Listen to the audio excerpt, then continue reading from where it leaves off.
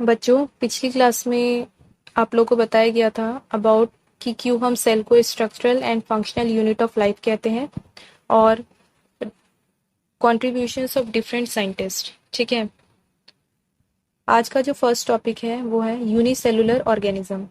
Unicellular organism, unicellular में uni plus cellular है। ठीक है, uni means one, cellular means related to cell. कोई भी ऑर्गेनिज्म जो कि ओनली वन सेल से बनता है उसे हम कहेंगे यूनिसेलुलर ऑर्गेनिज्म। ठीक है, इसके एग्जाम्पल्स जो हैं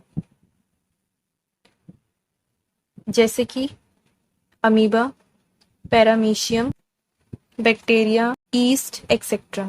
ठीक है, second type of organism is multi cellular organism. Multi cellular में भी मल्टी प्लस सेलुलर है। इसका मीनिंग कि कोई भी ऑर्गेनिज्म जो कि एक से ज्यादा सेल से बने होते हैं उन्हें मल्टी सेलुलर ऑर्गेनिजम्स कहते हैं। इसके एग्जाम्पल्स हैं जैसे कि birds, human beings, different types of animals, trees, grasses etcetera.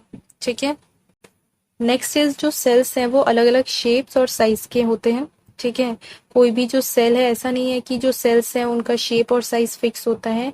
Different organisms में, डिफरेंट पार्ट्स में अलग अलग शेप और साइज के सेल्स होते हैं। ठीक है, जैसे कि फॉर एग्जांपल देखिए आप, जो इसमें फर्स्ट जो सेल दिया गया है that is red blood cell. Red blood cells जो होते हैं वो ओवल शेप के होते हैं। Columnar epithelial cell, that means जिनका जो शेप होता है कॉलम लाइक होता है। ठीक है, ओवम जो कि स्फेरिकल शेप के होते हैं। स्मूथ मसल सेल्स जो हैं वो स्पिंडल शेप के होंगे।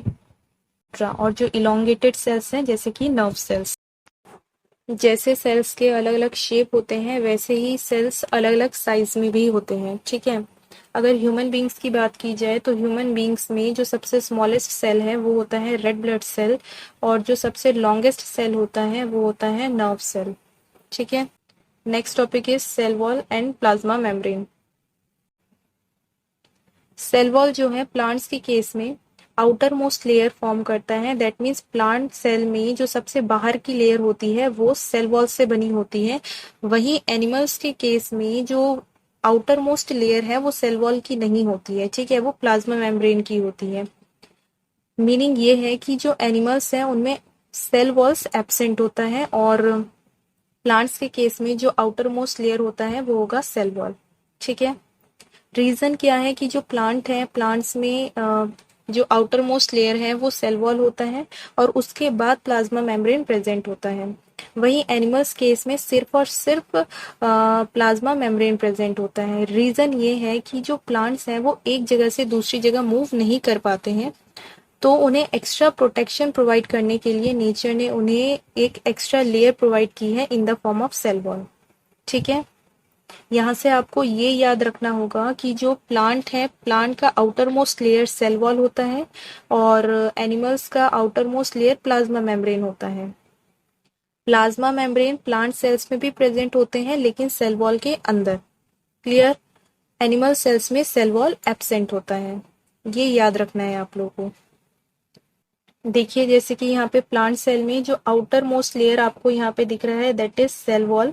ठीक है, और एनिमल सेल में देखिए जो आउटर मोस्ट लेयर यहाँ पे शो हो रहा है that is cell membrane. Clear?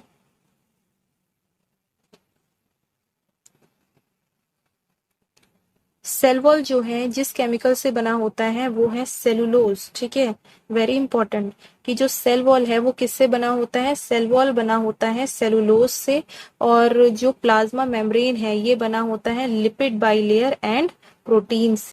अब यहाँ पे ये फिगर देखिए, अगर हम प्लाज्मा मेम्ब्रेन को माइक्रोस्कोप में ऑब्जर्व करते हैं तो आपको कुछ ऐसा स्ट्रक्चर दिखेगा जैसे कि यहाँ पे लिपिड बाइलेयर प्रेजेंट है। लिपिड बाइलेयर क्यों बोला गया है? This layer is lipid, that means this layer is lipid and this layer is lipid, तो दो लेयर बनती है लिपिड की, दैट्स वाई हम इसको कहते हैं लिपिड बाइलेयर।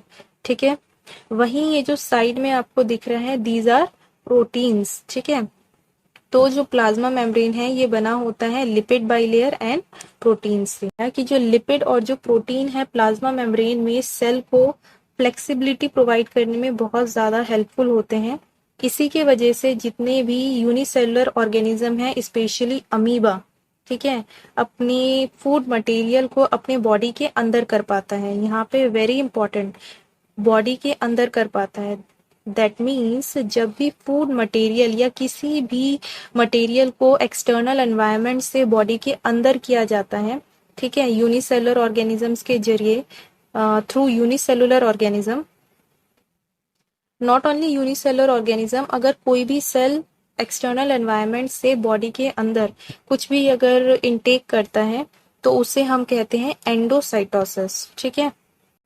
और ये एंडोसाइटोसिस का प्रोसेस तभी पॉसिबल हो पाता है due to flexibility of plasma membrane. जैसे कि इसके बारे में आपने पहले भी देखा होगा कि जो अमीबा है, देखो, जो फूड मटेरियल है उसको अपने बॉडी के अंदर कर लेता है, ठीक है, अपने बॉडी के अंदर करता है कैसे?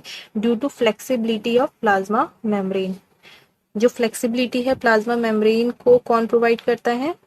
प्रोटीन एंड लिपिड बाइलेयर, ठीक है।